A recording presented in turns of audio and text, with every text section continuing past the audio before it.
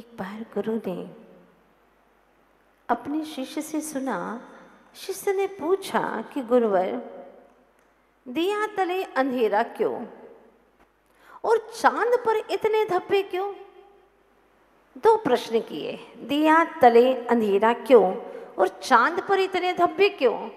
सुनते ही गुरु थोड़े से उदास हो गए, मौन हो गए, कुछ जवाब नहीं दे पाए, देना चाहते हुए भी कुछ बोल नहीं पाए। भीतर में थोड़ी सी पीड़ा थी। सुन करके, देख करके अपने गुरु को शिष्य पूछता है, मैंने कुछ गलती कर दी है क्या? मुझे क्षमा कीजिए। मैंने जो प्रश्न किया है उसको सुनते ही आप क्यों उदास हो गए गुरुवर? क्या बात है, मैंने कोई गलती कर दी? गुरु कहते हैं, काश तुम ये भी पूछ सकते थे, काश तुम ये ही पूछ लेते कि दिए में इतना प्रकाश क्यों, दिए में इतना प्रकाश क्यों और चांद में इतनी चांदनी क्यों, इतनी शीतलता क्यों, ये भी तो पूछ सकते थे तुम। लेकिन तुमने क्या पूछा? दिया तले अंधेरा क्यों, चांद में इतने धब्बे क्यों? तुम्हारी दृष्टि उन धब्बों पर गई, तुम्हारी दृष्टि दिए के तले अंधेरे पर गई। दिए में जो प्रकाश है, जो चारों तरफ प्रकाशित कर रहा है वस्तुओं को, उस तरफ तुम्हारी दृष्टि नहीं गई, तुम्हारी दृष्टि गई नीचे की ओर। काश तुम्हारी दृष्टि प्रकाश की ओर जाती, काश तुम्हारी दृष्टि चांद की चांदनी पर जाती, उसकी शीतलता पर जाती तो कितना अच्छा होता। बात दृष्टि की है, जैसी दृष्टि वैसी सृष्टि होती है। हम जैसा सोचते हैं वैसा ही हमारे व्यक्तित्व का निर्माण होता है, वैसे हमारी प्रवृत्ति होती है, वैसा ही हमारा आचरण होता है।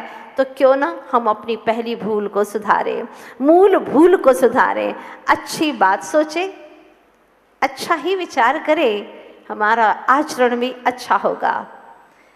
एक छोटी सी बच्ची से मैंने एक भजन सुना था कुछ वर्ष पहले। उसने अपनी तुतलाती भाषा में सुनाया था, बड़ा प्यारा भजन था। बुरा न कहो, बुरा न सुनो, बुरा मत सोचो, बुरा न कहो, बुरा न सुनो, बुरा मत सोचो।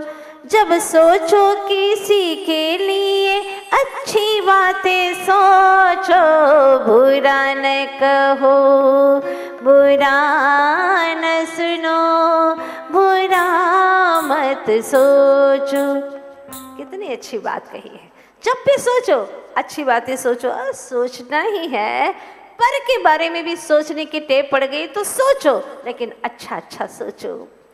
अच्छाई सोचने से हमारी अच्छाइयाँ बढ़ती हैं और दूसरों की बुराई सोचने से हमारी अंदर की बुराइयाँ बढ़ती है।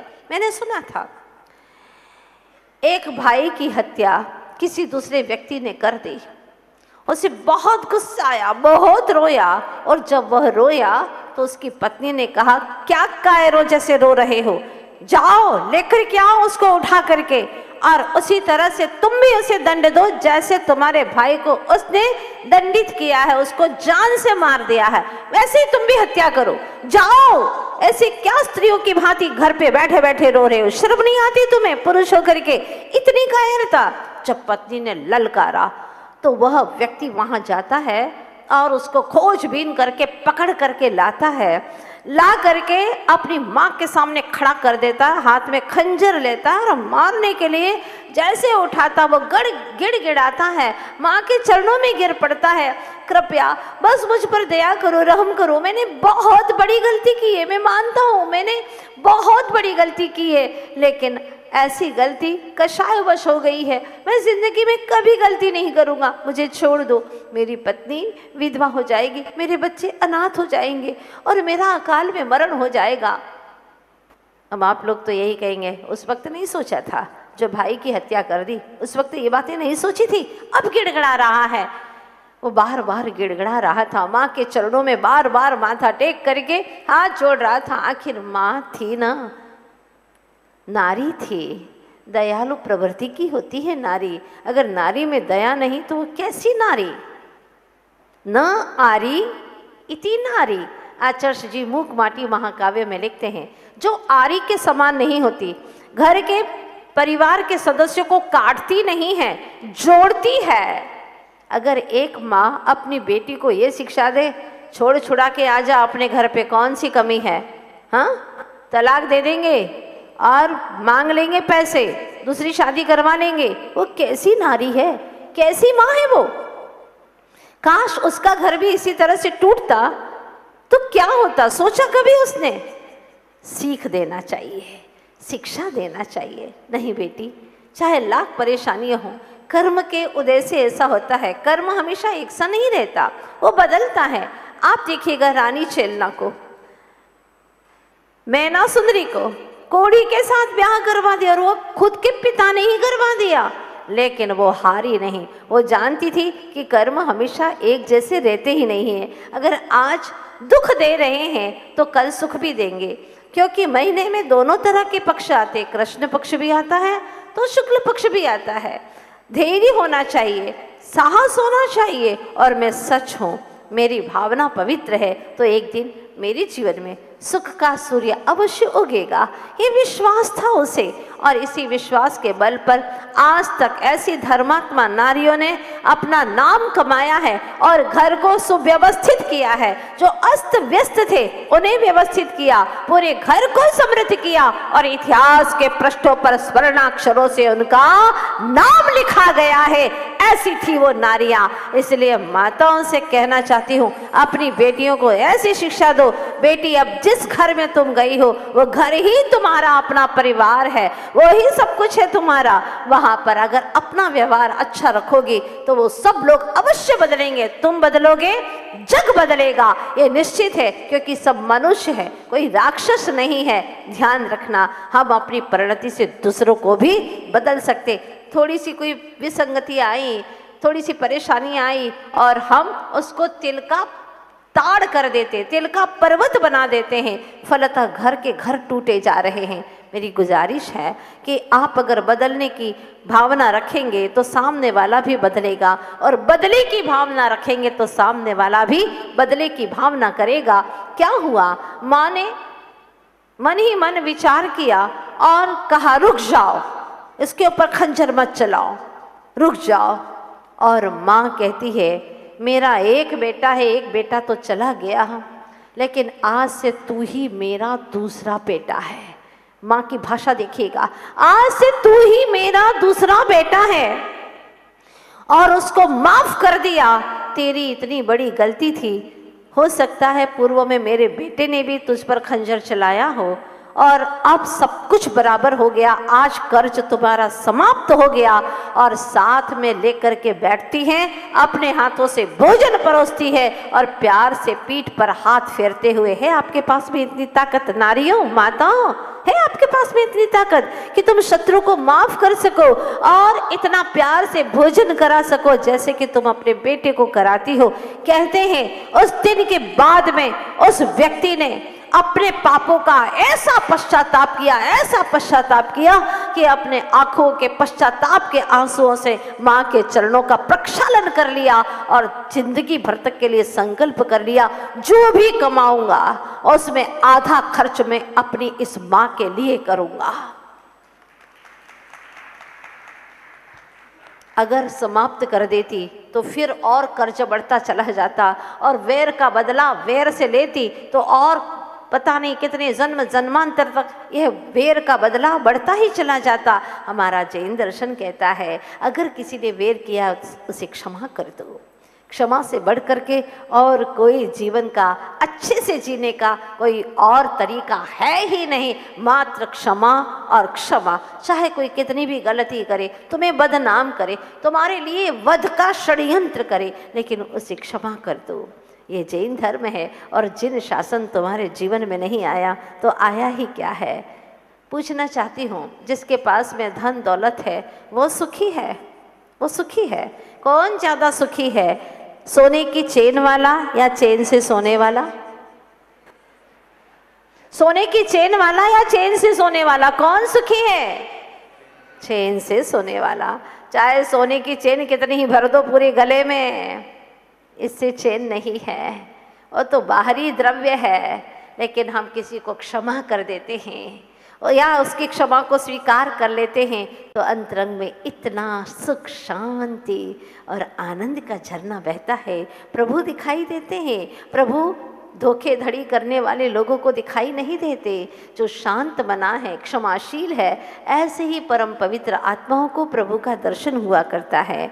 इसीलिए आप सभी से मेरी गुजारिश है कि आज टीचिंग तो बहुत चल रही है।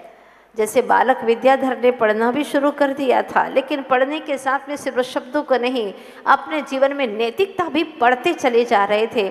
आज टीचिंग तो है, पर विद्या में टीचिंग के साथ में टचिंग भी होना चाहिए। जो दिल को स्पर्श करे वो बात होना चाहिए। टीचिंग के साथ में टचिंग नहीं होने से टर्निंग नहीं होता है, वो मोड़ नहीं आता, अर्थात जीवन के अंदर वह टर्निंग पॉइंट नहीं आता, जीवन का बदलाहट और रूपांतरण का अवसर नहीं आता। इसलिए बस इतनी सी गुजारिश है कि अपने जीवन को इतना अच्छा बना लो कि जिससे हम दूसरों के जीवन में भी कुछ उन्नति के सोपान बन सके, जीना बन सके। इस तरह से जीने का कार्य शुरू करें तो हमारा जीवन जीना सार्थक हो जाएगा। वर्तमान में हम बालक विद्याधर जी के जीवन की कई घटनाओं को सुन रहे हैं और सुनते सुनते बहुत अच्छा लग रहा है। लगता है कि हम भी किसी पड़ाव पर पहुंच रहे हैं। वास्तव में जिनके जीवन की घटनाओं को सुन करके ऐसा लगता है कि हिमालय की अटलता भी वहाँ दिखती सी मालूम पड़ती है। इसकी स्थिरता, बालक की विद्याधर की स्थिरता को देख करके हिंद सागर की उफनती तरंगें भी शांत होती सी मालूम पड़ती हैं और उनकी गंभीरता को देख करके ऐसा लगता है कि क्या होगा गंभीर समंदर, वो भी स्वयं हिलोरे देता हुआ मालूम पड़ता है कि मैं भी इतना गंभीर नहीं हूँ जितने कि तुम गंभीर हो। सूरज की जिन प्रथम किरणें जिनको आकर के ऐसा लगता है कि प्रणाम करती हैं, जिनके चरणों को आकर के प्रणाम करती हैं, और पश्चिम में आग उगलता जो रेगिस्तान है जहाँ हम लोग रह रहे हैं अभी वर्तमान में, वह भी ठंडा पड़ कर के और इनकी शीतलता पाने के लिए तरसता है। ऐसे जिनके स्वभाव की शीतलता है, आचार्य गुरुवर्षी विद्यासागर जी महाराज वर्तमान में हम लोगों के लिए एक आदर्श बने हुए हैं। जिनके जीवन की घटना को आपने प्रथम खंड में सुने और प्रथम खंड पूर्ण हुआ था। लक्ष्य को पाने का प्रथम पड़ाव है यह बहते बहते यह कहती जा रही ज्ञान धारा।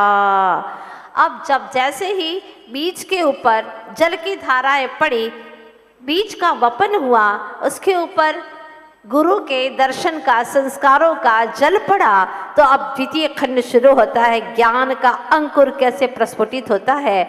जब आचार्य वर्य चारित्र चक्रवर्ती शांति सागर जी महाराज का प्रथम बार शेरवाल में दर्शन किया तो कैसा लगा विद्याधर को। भूली भाली आंखों में समा गई मुनीश्री की। खरीदी जब कुछ खाने खेलने की वस्तुएं घर के सभी भाई बहनों ने। जहाँ साधु संत पहुँचते हैं विशेष, तो वहाँ पर मेला तो लग ही जाता है। तरह तरह के लोग वस्तुएं लेकर के आते हैं, बेचते रहते हैं। तो जब घर के सभी भाई बहनों ने कुछ खाने की, कुछ खेलने की वस्तुएं खरीदी, लेकिन गिनी ने पाई अद्भुत निधि रूप आत्म कल्याण की समुचित। घर में भी कभी किसी चीज का आग्रह नहीं करना। देखो बच्चों को यह सिखाना है, बेटा जिद नहीं करना।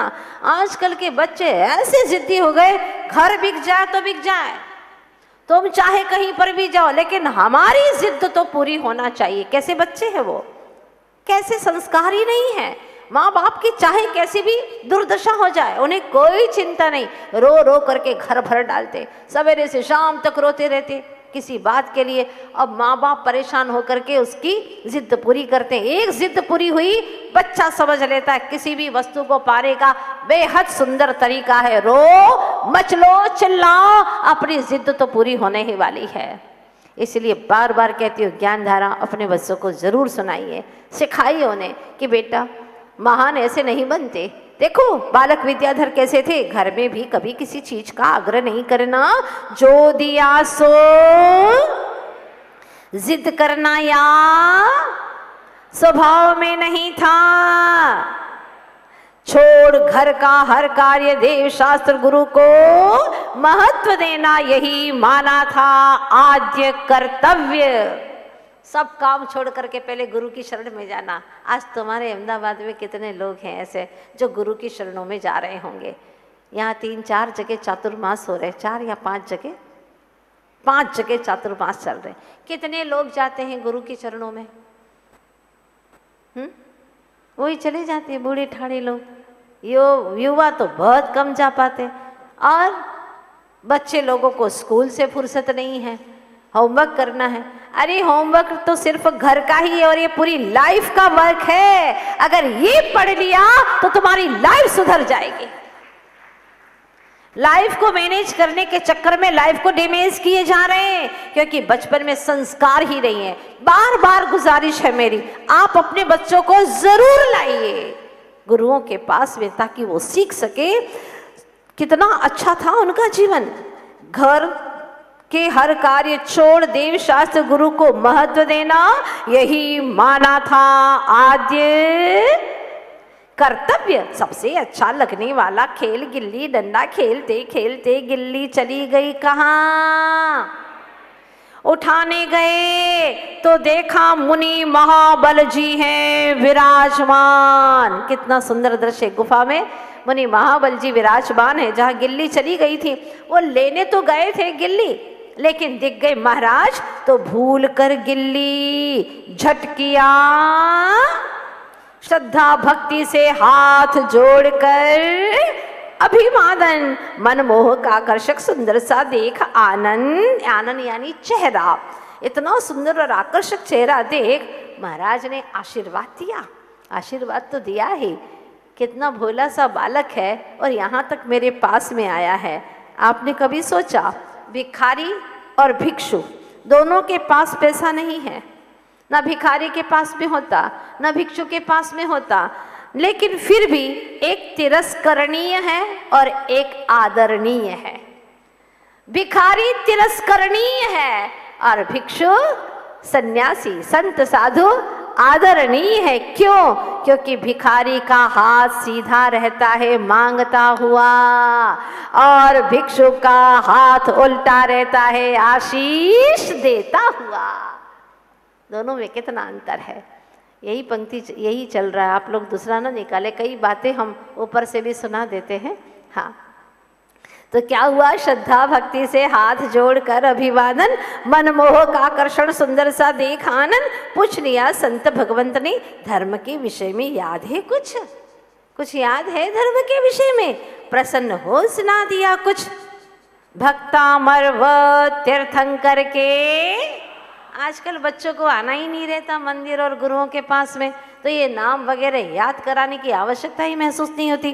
कौन सी फिल्म चल रही है, उसमें क्या है, कौन से कार्टून है, उनके क्या क्या नाम है, क्या चल रहा है, हीरो हीरोइन के क्या नाम है, ये सारी बातें बच्चों से पूछ लो। और माँ बाप सुन करके बिल्कुल ग्लैड होते हैं, उनकी छाती फूल जाती है। देखो मेरे बच्चों को कितने सारे हीरो के नाम हैं। कहाँ जाएगा हीरो के नाम सुन करके, याद करके? नरकों में ही जाएगा। काश भगवान के नाम याद कराते उन्हें, तीर्थंकरों के चिन्ह याद कराते। जितना जुबान से बोलता, जितनी बार बोलता जुबान से, उतने उसके पाप कर्मों की निर्जरा हो जाती।